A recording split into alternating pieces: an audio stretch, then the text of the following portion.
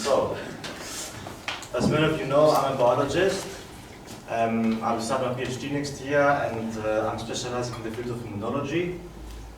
For the past 3 or 4 years, basically, I've dived into the research topics of inflammation as a general concept, and also like respiratory viral infections in the lung. And immunology is really a complex topic in the field of biomedicine. I mean, beside the human brain, it's the most complex system. And of course, 5 minutes is not enough to explain you like how everything works, but I just want you to show like how an immune response looks like, and I want to show that how it makes me feel like it's really an intriguing topic, and just forget all about that, and I want you just to transfer your mind into an imaginary world. Just imagine that you have like tiny houses everywhere, like a city with civilians.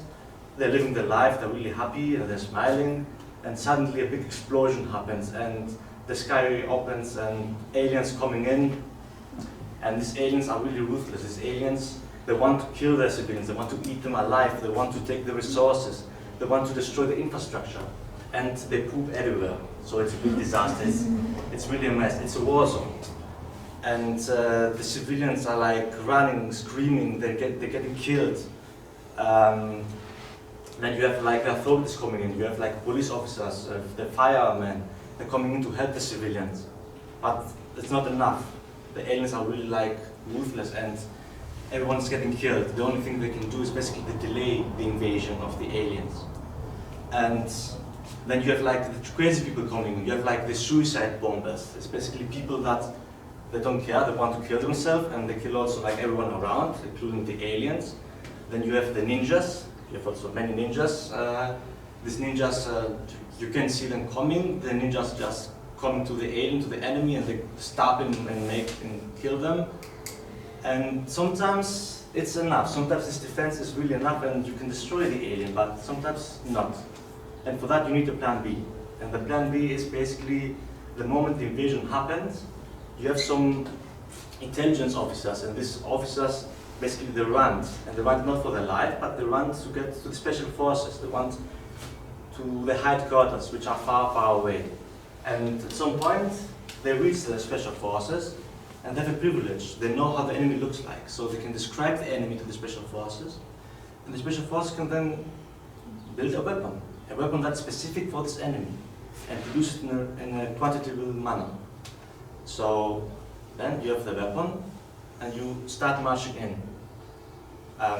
You get to the battlefield, the special forces are there, and then just imagine a big battleground, and like you have the hill, and the special forces are coming under, and they're running down to the aliens, to the enemy, and like the civilians are seeing the forces coming in, and hope rises again.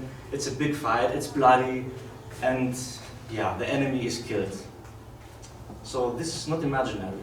This happens in your body. Right? The alien is a bacteria. The hole in the sky is basically a wound, like Jose. The civilians are the cells in your body. The alarm that's being rang, the screams, is inflammation, it's sickness, it's molecules. The ninjas is the complement system. The suicide bombers are the neutrophils. The authorities, the police officers, are the macrophages. These officers that run away to the special forces are the dendritic cells. The special forces are the T lymphocytes, B and T lymphocytes, and the special weapons are the antibodies. So this is real, and it's really amazing that this happens inside your body and we don't even realize it. So maybe, I hope that maybe you can understand and have a feeling about how an immune response looks like.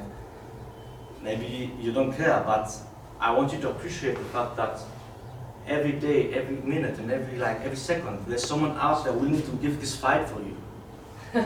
These immune cells. Isn't that amazing? Isn't that cool? And and sometimes we don't even know that. I mean, we have just fever, or we cough and we don't feel well, but at this point we have these immune cells fighting for you, and they're willing to give their life for you and die, basically.